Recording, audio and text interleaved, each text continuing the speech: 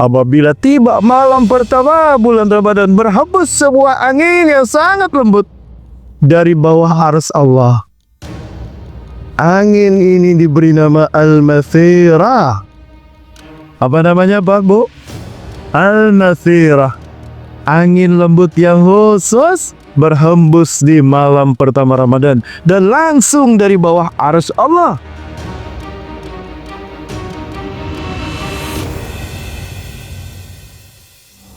Puja-puji dan syukur kita aturkan kehadirat Allah Azza wa Jalla malam hari ini. Allah takdirkan saya hadir di Provinsi Bengkulu. Subhanallah, ini provinsi yang kedua kali saya kunjungi, dan 2 kali kunjungan ke Provinsi Bengkulu ini.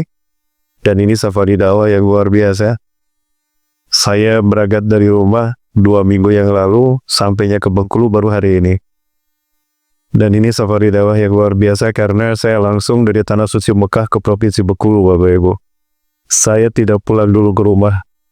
Habis umroh bersama jamaah. Dan umroh ini umroh yang luar biasa. Kami 4 hari dulu di Turki, kemudian dari Turki baru ke Madinah ke Mekah. Dari Mekah kembali lagi ke Turki, qadarullah di Taif. Kami terkena badai sehingga pesawat kami tidak bisa terbang. Sehingga kami ditangguhkan penerbangannya 12 jam. Begitu dapat lagi sampai ke Turki, alhamdulillah di Turki pun ditangguhkan lagi selama 8 jam. Dari Turki tidak ada yang langsung ke Jakarta, harus ke Bangkok. Di Bangkok ditahan lagi 6 jam. Subhanallah. Dalam 1 hari kami di 2 negara, luar biasa. Dan hari ini kemarin pun dari Jakarta kami langsung kemari, itu pun hampir lambat. Karena memang pesawatnya delay luar biasa. Alhamdulillah saya masih bisa terbang dan qadarullah langsung ke Provinsi Bengkulu. Seumur hidup saya baru kali ini perjalanan yang luar biasa panjang. Allahu Akbar. Maka saya bersyukur pada hari ini saya dipertemukan dengan para calon penghuni surganya Allah Subhanahu wa Ta'ala. Betul ya Bapak Ibu? Calon penghuni surga. Oh, yang jawab sedikit ini, berarti peminatnya sedikit ini. Jawab. Mau masuk surga? Oh, yang jawab sedikit, berarti peminatnya sedikit surga di sini ya. Bu, mau masuk surga, Bu? Mau langsung apa mau mampir dulu ke neraka? Oh, mau langsung. Mau langsung malam ini? Enggak. Mau Bapak Ibu duluan, saya belakangan? Atau saya belakangan Bapak Ibu duluan? Kita sama-sama saja. Bapak Ibu yang dirahmati Allah Subhanahu wa Ta'ala, mohon maaf sekali saya sekarang dalam kondisi luar biasa kurang sehat. Alhamdulillahnya sebelum terbang saya diperiksa sama dokter di Taif. Sampai hari tadi itu terakhir minum obat ya. Jadi mohon sekali di kondisi yang luar biasa. Jika ada iklan obat batuk, mohon dimaklumi Bapak Ibu ya. Baik, Bapak Ibu yang dirahmati Allah Ta'ala, hanya tinggal menghitung hari lagi kita akan sampai ke bulan Ramadan. Bulan yang sangat agung, bulan yang sangat luar biasa. Tidak ada waktu yang lebih utama di dalam waktu yang Allah ciptakan pada kita umat manusia melainkan bulan Ramadan. Detik-detiknya adalah detik yang paling utama. Menit demi menitnya adalah menit yang paling utama. Hari demi harinya adalah hari yang paling utama. Maka tidak salah kalau banyak makhluk yang berbahagia. Bahkan para sahabat sangat berbahagia untuk mendapatkan jamuan Ramadan dari Rasulullah SAW ketika Ramadan ini tiba. Nah, maka Rasulullah SAW memberikan sebuah penegasan yang sangat kuat untuk kita memuliakan datangnya bulan suci Ramadan. Sehingga di akhir Sya'ban biasanya Rasulullah SAW memberikan tausiah, khususnya di Ba'da Asya. Ada di dalam kitab Tanbihul Ghafilin, dinukilkan bagaimana khutbah Rasulullah di akhir Sya'ban memberikan tarhib, penyambutan kepada bulan suci agung tamu Allah, bulan suci Ramadan. Boleh saya bacakan? Bapak Ibu boleh saya bacakan? Boleh. Yang jawab sedikit semua ini. Biar Bapak Ibu semangat mudah-mudahan. Bapak Ibu dirahmati Allah Subhanahu wa Ta'ala, ini langsung saya kopikan. Dari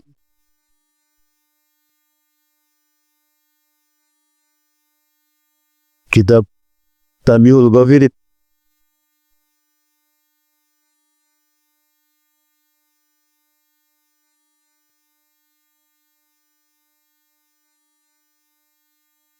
Betapapun demikian dikatakan hadis ini mungkar menurut beberapa ulama yang mentahqiq kitab suci ini. Namun kitab ini tetap digunakan sebagai rujukan untuk sebagian ulama terkait dengan tarhib Ramadan yang disampaikan Rasulullah SAW. Hadisnya dari Salman Al-Farisi radhiyallahu an. Beliau berkata, "Khatabana Rasulullah SAW bin Sya'ban, akhir yaumin min Sya'ban." Rasulullah SAW memberikan khutbah kepada kami di hari terakhir bulan Sya'ban. Jadi kalau besok Ramadan, pada asarnya Rasulullah memberikan khutbah. Jadi tidak pulang para sahabat setelah salat asar. Rasulullah kemudian memberikan tarhib kepada para sahabat tentang Ramadan.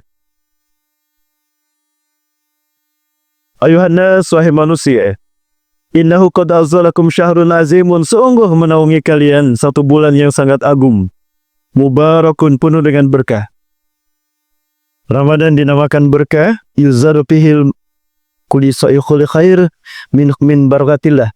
Semua ditambahkannya semua kebaikan itu namanya berkah.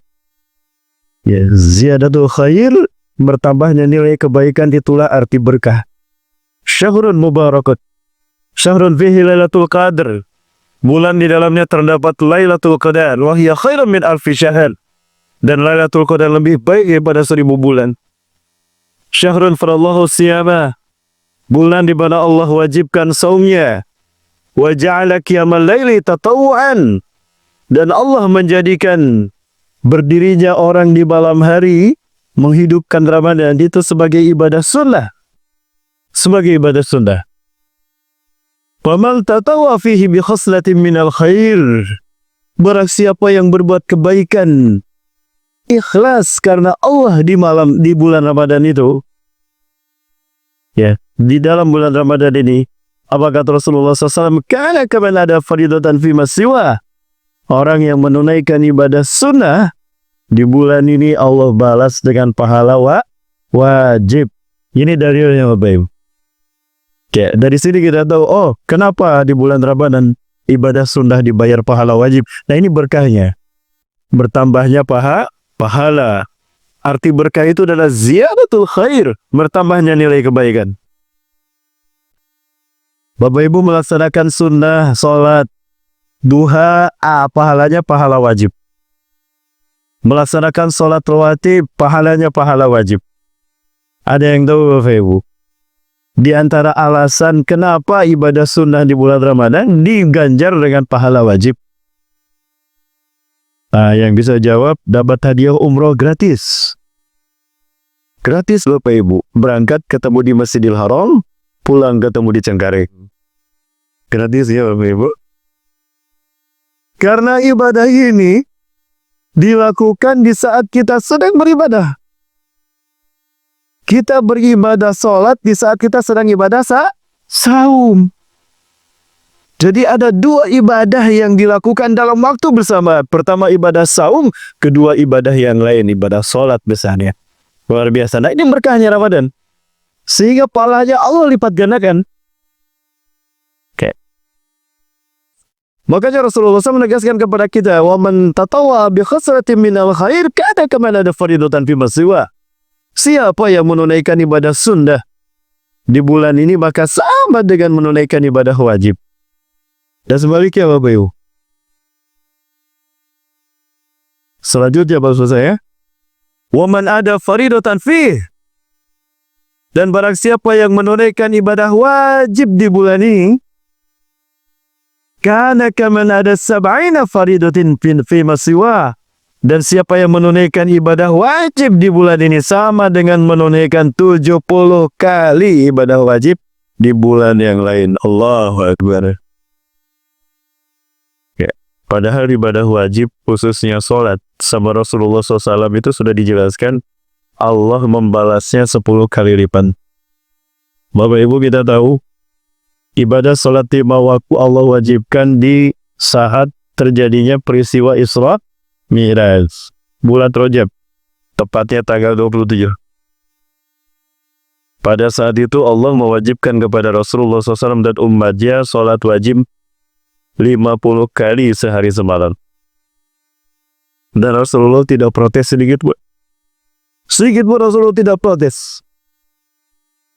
Ketika Allah mewajibkan kepada beliau dan umatnya 50 kali sehari semalam sholat wajib, Rasulullah tidak minta dikurangi, tidak. Rasulullah mengatakan samina wa ta'na. Aku terima ya Allah. Ya, aku terima kewajiban ini, perintah wajib ini. Dengan penuh ketaatan, sam'an wa ta'atan. Namun ketika Rasulullah surut, dihalangi sama Nabi Musa AS. Ya Rasulullah, itakif ya Muhammad, lahza sebentar wahai Rasulullah, ma wajata bi rabbika, apa yang kau dapatkan dari Tuhan? Maka kata Rasulullah SAW, kataba alayya wa ala ummati salatan 50 marat fi kulli yawmin wa lailatin. Allah mewajibkan kepadaku salat 50 kali sehari semalam. Ha? Kamu ya Rasulullah? 70 marat? Allahu Akbar. 50 kali ya Rasulullah. Innakum du'afa. Wa kuntu akhafu alla tastati'u an tabtu hadhihi al-fariidah. Irji ila rabbika yuhasanaka ya Muhammad. Aku yakin kalian tidak akan mampu menunaikannya. 50 kali sehari semalam berat bagimu ya Rasulullah. Kami aja belum tentu bisa melakukannya. Betapapun fisik kami lebih tinggi, lebih kuat. Balik lagi sama Allah, minta diringankan. Subhanallah. Nabi Musa meminta, mengajurkan, Rasulullah balik lagi kepada Allah, meminta diringankan sholat yang 50 kali tadi. Kalau dipikir-pikir betul juga Bapak Ibu. Sehari kebayang tidak 50 kali kita sholat Bapak Ibu. 5 kali saja sudah banyak yang meninggalkan, betul? Apalagi yang 50 kali. Kalau sehari semalam kita 50 kali sholat, berarti berapa menit sekali kita sholat Bapak Ibu? 26 menit sekali kita sholat. Allahu Akbar. Ibu-ibu lagi masak nih. Ibu masak apa Bu? Makanan Bengkulu apa nih yang paling favorit? Tempoyak. Ibu bikin tempoyak ya? Oh, sekarang lagi musim durian berarti. Musim durian ya? Oh, Masya Allah. Ibu belah itu durian. Ibu ambil itu durian. Tiba-tiba azan berkumandang. Dari masjid Babus, salam. Allahu Akbar, Allahu Akbar. Anda berkumandang. Disimpan itu durian, ibu sholat. Selesai sholat, ibu ambil kembali itu durian. Diolah, kemudian dimasak. Baru selesai masak tempoyak, adzan berkumandang lagi. Lah, kapan selesainya masak? Betul. Yang kasihan yang muntaber. Masuk kamar mandi, di kamar mandi 1 jam. Berapa sholat yang dilewat? Itu dia. Luar biasa. Nabi Musa berpikir demikian. Apakah Rasul tidak memikirkan? Rasulullah memikirkan. Tapi Rasulullah yakin Allah akan memberikan keringanan tanpa diminta sama Rasulullah SAW. Namun karena didorong oleh Nabi Musa dan takzim Rasulullah kepada Nabi Musa, sampai-sampai Rasulullah mengatakan, asyatu minallah ya Musa. Malu ya Musa, masa aku harus datang lagi pada Allah? Kamu menurut kemaluan kamu? Kamu malu atau kamu umatmu akan merasa berat menunaikannya? Ya. Maka apa kata Rasulullah? Baik, akan aku kembali kepada Allah. Subhanallah, akhirnya dikurangilah dari 50 menjadi 5 kali. Namun Allah berfirman kepada Rasulullah SAW, ya Muhammad, ya Habibi, ini idza qadaitu syai'an bi lauhil mahfuz lam ughayir abadan. Wahai Muhammad, wahai kekasihku, sesungguhnya aku jika sudah memutuskan sesuatu di lauhil mahfuz, aku tidak akan menguranginya, aku tidak akan merubahnya.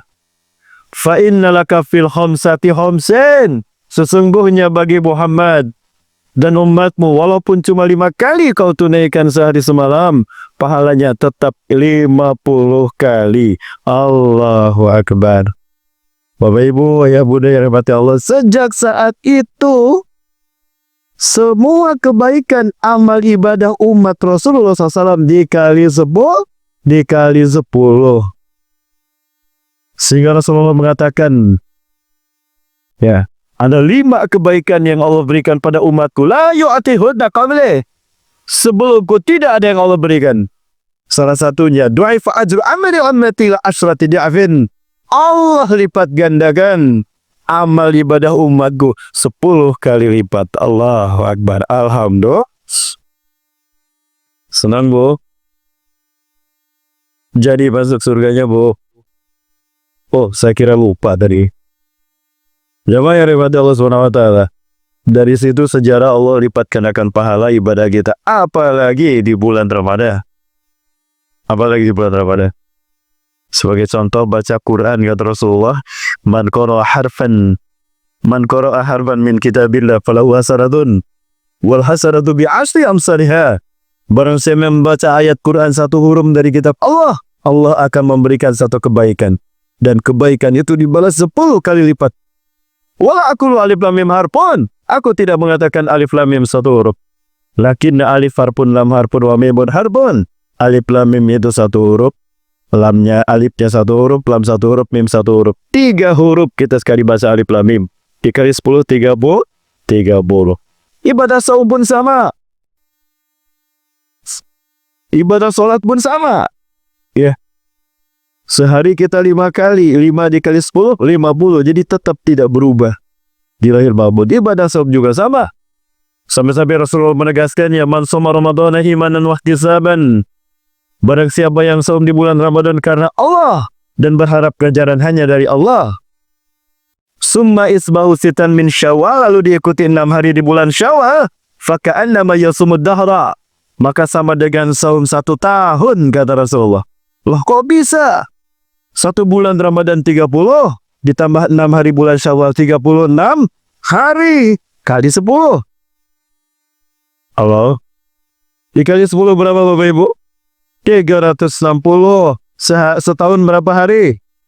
360 hari. Allahu Akbar. Nah, inilah keutamanya. Sehingga tidak salah sekali lagi, kalau di bulan Ramadan ini Allah lipat gandakan pahalanya. Ya, ibadah sunnah disabi balas pahala wajib. Ibadah wajib 70 kali lipat pahalanya di bulan Ramadan ini. Subhanallah. Lanjut Bapak Ibu. Jemaah, masih bersama saya? Subhanallah, semangat sekali ini. Mau Ramadan betul semangatnya. Ya. Wa huwa syahrul sabri wa sabru sawabuhul jannah. Ramadan adalah bulan kesabaran dan sabar pahalanya surga. Ya. Sabar dalam arti banyak hal. Sabar menahan hawa nafsu, sabar menahan nafsu amarah, sabar menahan nafsu makan dan minum, sabar dari menjaga diri dari melakukan perbuatan dosa, terutama perbuatan yang diucapkan oleh lisan kita. Di bulan Ramadan ini Allah uji kita dengan berbagai macam hal, dan siapa yang berhasil menghadapi ujian dengan baik tanpa mengurangi niat dan tidak berubah niat dari melaksanakan ibadah saum ini, subhanallah, kesabaran pahalanya adalah surga. Wasabru sawabuhul jannah. Bahkan Rasulullah SAW sebutkan, tercipta jarak yang sangat dekat antara seorang muslim dengan surga ketika Ramadan terjadi. Jawab, hanya di bulan Ramadan surga mendekat kepada kita. Sampai-sampai Allah Subhanahu wa Ta'ala sendiri berkata langsung kepada surga. Kepada surga Allah langsung berkata. Masih di dalam kitab yang sama Bapak Ibu, kitab Tabiul Ghabilin, karya Syekh Abdul Aziz As-Samarqandi, diceritakan apabila idza jaa awwalul lailatin min syahri Ramadan, apabila datang malam pertama bulan Ramadan, hammat rih min tahtil ars, tusamma al-masirah. Apabila tiba malam pertama bulan Ramadan, berhembus sebuah angin yang sangat lembut dari bawah arsy Allah. Angin ini diberi nama al-masirah. Apa namanya Pak Bu? Al-masirah. Angin lembut yang khusus berhembus di malam pertama Ramadan dan langsung dari bawah arsy Allah. Fatasfaku warakal jannah. Lalu dedaunan-dedaunan surga dari pohon-pohon surga berguguran. kemudian menyirami, berhamburan menyirami mereka yang ada di gerbang surga. Subhanallah. Jadi jatuhnya tidak sembarangan. Daun itu berguguran, jatuhnya di pintu gerbang surga. Seolah-olah ada seseorang yang akan datang, sehingga disambut dengan dedaunan tadi. Kalau istilah Sundanya disawer, istilah Bengkulunya apa? Disawer juga Pak ya? Sama disawer Pak. Berarti disawer bahasa nasional ya? Disawer loh. Oh yusfau lidalik tanilan asmara tanin la yasmal khalaqul al-halik min khalqillah. Bapak Ibu, tenggorokan saya gatal. Boleh saya minum dulu Bapak Ibu? Boleh Pak, ini sambil dulu. Jangan kemana-mana, tetap bersama saya setelah yang satu ini. Loh, ada iklan obat batu pula rupanya. Iklan obat batu komik Bapak Ibu. Ya, jangan kemana-mana, tetap setelah yang satu ini Bapak Ibu. Baik Bapak Ibu, kembali bersama saya. Sampai mana tadi Bu? Oh, disawer ya. Lalu terdengarlah suara yang sangat indah yang didengar oleh semua makhluk kecuali jin dan manusia. Tuh, ini tiga. Belum pernah ada suara seindah itu, kata malaikat Jibril. Entah dari mana itu. Yang jelas suara itu datang berbarengan datangnya angin dari bawah arsy Allah. Fatabarajat hurul ain. Maka keluarlah para bidadari surga. Mereka keluar para bidadari surga ke pinggiran surga, melihat ke pintu gerbang surga. Barangkali ada tabu hati binilallah yuhataba ihda minna. Mungkin ada salah satu dari tamu Allah datang ingin menghitbah kami, melamar kami, kata bidadari surga. Subhanallah. Betul, ada tamu Allah yang datang. Siapa? Ustadz Rahmat Baikuni. Amin. Gak ada yang amin ini. Ya Ridwan, mahadhillah. Wahai Ridwan, malam apa ini kok istimewa banget? Berhembusnya angin yang sangat lembut, berguguran dedaunan-dedaunan dari pohon surga jatuh di pintu gerbang surga. Terdengar suara yang sangat indah. Belum pernah kami mendengar suara seindah ini Ridwan. Mahadhillah. Ada apa dengan malam ini Ridwan? Apa jawaban Ridwan? Malaikat Ridwan alaihissalam. Bapak Ibu, malaikat Ridwan tugasnya menjaga surga. Ya furadda khairatu hasan. Wah, itu sebutan kedua bagi bidadari surga. Khairul ain khairatu hasan. Khairul ain. Ya, indah dalam pandangan mata. Ya, makhluk yang indah dalam sampai-sampai sebutkan bulu mata aja itu. Wah, indah memesona. Lihat matanya aja.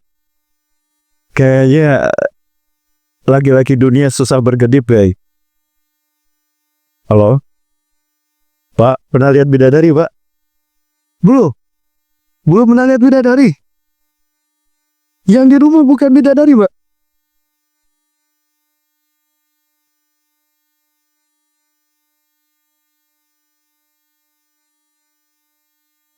Azallah. Bu, saya minta izin uji bapaknya, Bu. Boleh, Bu? Minta izin dulu ya. Saya ingin uji bapak ini laki-laki sejati apa bukan? Belum pernah lihat bidadari katanya, Bu. Berarti ibu bukan bidadari.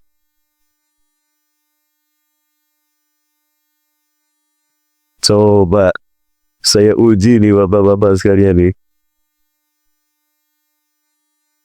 Pak, lihat sana, Pak. Pak, cantik tidak, Pak? Cantik. Yang nggak jawab cantik, wah matanya harus diperiksa nih. Yang ini cantik tidak? Yang ini cantik tidak? Bu, yang ini cantik tidak, Bu? Cantik luar biasa. Lupakah kita? Secantik apapun wanita dunia, bagaimanapun cantiknya wanita dunia, lupakah kita kalau Allah ciptakan wanita dunia itu dari tanah? Betul? Seberapa nilainya tanah? Keluar saya sekarang ke jalan raya, saya ambil tanah sekepal. Mau Bapak Ibu terima? Tidak. Ya itulah nilainya tanah. Jangan lupa Bapak Ibu. Secantik apapun wanita dunia, Allah ciptakan dari tanah. Lalu bagaimana dengan bidadari surga? Allah ciptakan dari lulu wal marjan, mutiara, mutu manika, emas, permata, intan, berlian disatukan. Allahu Akbar. Kalau di tanah aja, cantiknya sudah bikin mata tidak bisa berkedip.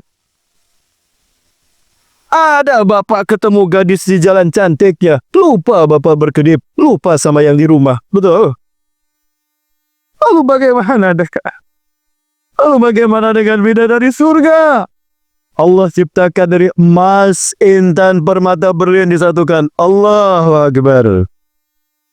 Maka tidak salah kalau para syuhada sebelum nyawa mereka dicabut oleh Allah Azza wa Jalla, mereka melihat bagaimana indahnya bidadari surga dan indahnya surga tempat mereka kembali, sehingga sakitnya tubuh mereka, parahnya luka tubuh mereka tidak membuat mereka sakit sedikit pun. Bapak Ibu saksikan, beginilah kondisi orang yang mati syahid sebelum nyawanya dicabut. Allah perlihatkan bagaimana indahnya surga. Jemaah, inilah indahnya surga dan bidadari surga yang Allah perlihatkan kepada mereka yang mati syahid. Allahu Akbar.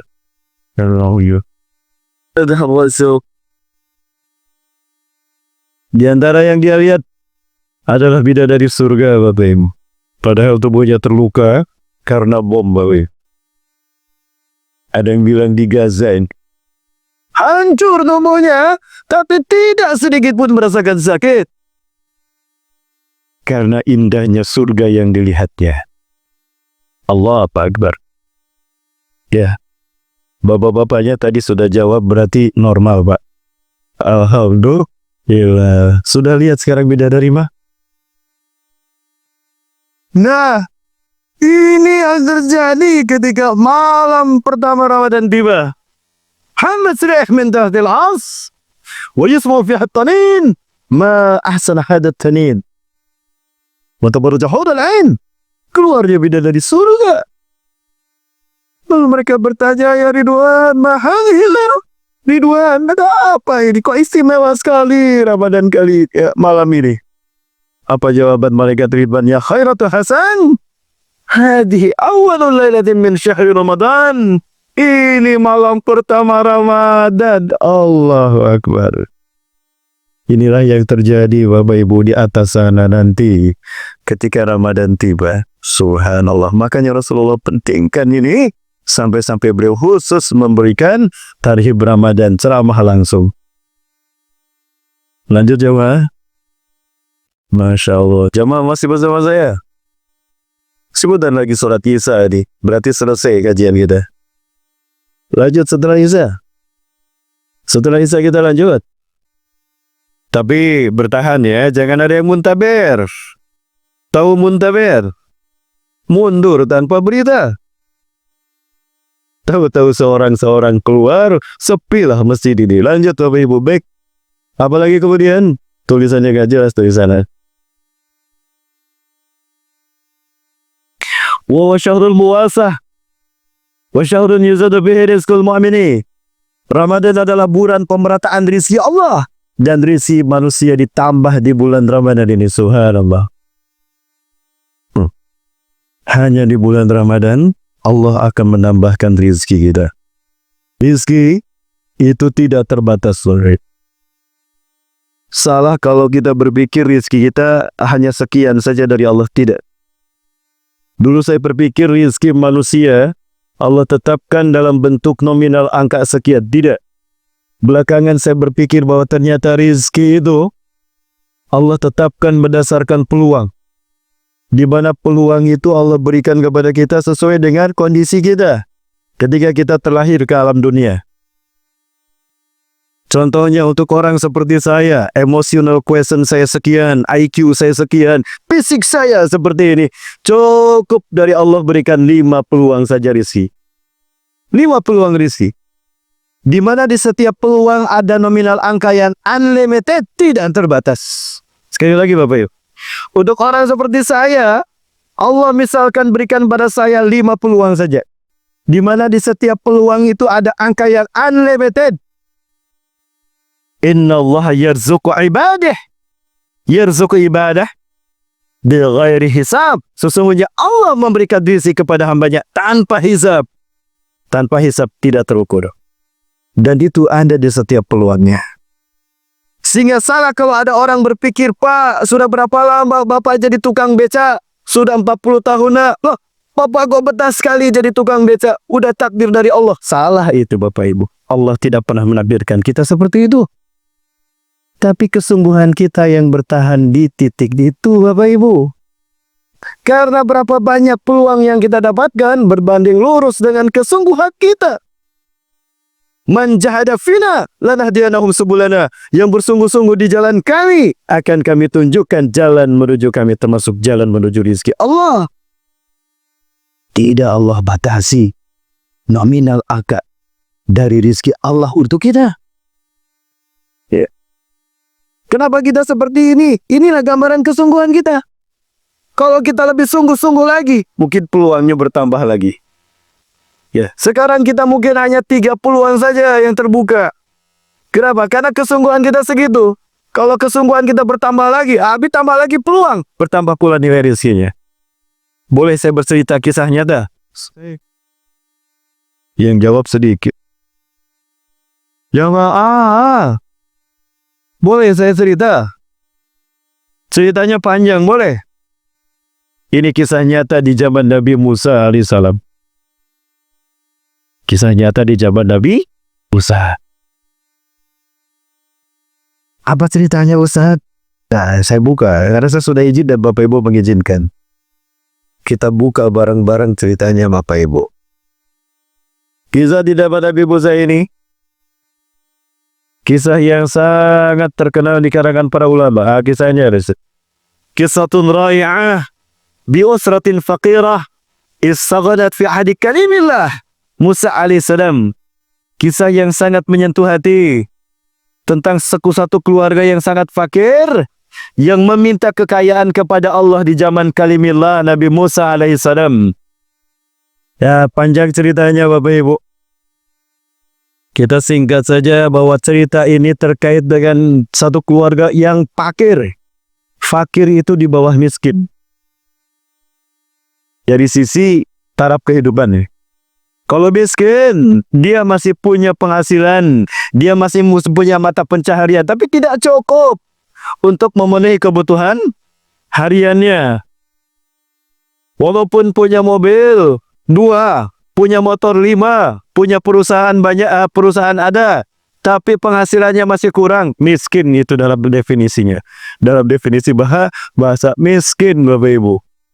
Jadi kalau ada orang berhutang karena tidak cukup penghasilannya setiap bulannya, itu namanya miskin dalam definisi bahasa. Fakir, dia tidak punya pekerjaan, tidak punya penghasilan. Bagaimana dia mencukupi kebutuhan? Nah, itu fakir. Nah, hiduplah satu keluarga fakir di zaman Nabi Musa alaihissalam.